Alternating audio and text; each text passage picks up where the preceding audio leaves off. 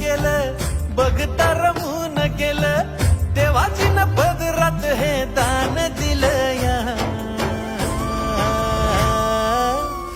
आभाळाला भेटाया धरणीनं जीवाचं रान केलं या आभाळाला भेटाया धरणीनं जीवाचं रान केलंया आभाळाला भेटाया